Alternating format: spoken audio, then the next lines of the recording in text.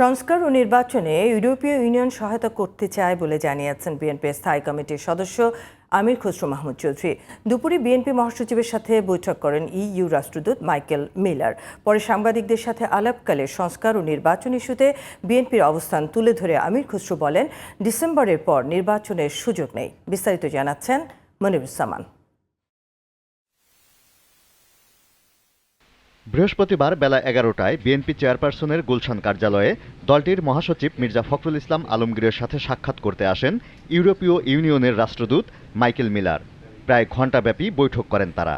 এ সময় বিএনপির স্থায়ী কমিটির সদস্য আমির খসরু মাহমুদ চৌধুরী ও সাংগঠনিক সম্পাদক শামা ওবায়েদ উপস্থিত ছিলেন। বৈঠক শেষে আমির খসরু বলেন, ইইউ রাষ্ট্রদূতের সাথে দেশের সাম্প্রতিক রাজনৈতিক পরিস্থিতি এবং নির্বাচন নিয়ে আলোচনা হয়েছে। ঐকমত্যের ভিত্তিতে সংস্কারে দলের সমর্থনের কথা রাষ্ট্রদূতকে জানিয়েছে বিএনপি।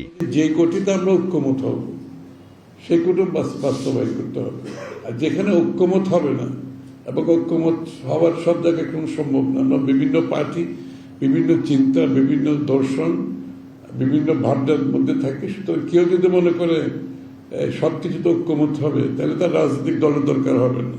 তো বাংলাদেশ আবার বাকশাল নিয়ে আসলেই পারি আমরা। নির্বাচনকে ঘিরে, তারপরে সংস্কারকে ঘিরে ইউর যে ক্যাপাসিটি বিল্ডিং, ওরা সহযোগিতা করতে রাজি আছে। বিএনপির স্থায়ী কমিটির এই সদস্য বলেন, যত দ্রুত নির্বাচন হবে তত দ্রুত জবাবদিহিতার মাধ্যমে দেশের গুণগত পরিবর্তন হবে। জনগণের মালিকানা ফিরিয়ে দেওয়ার জন্য আমরা 15-16 বছর যুদ্ধ করেছি।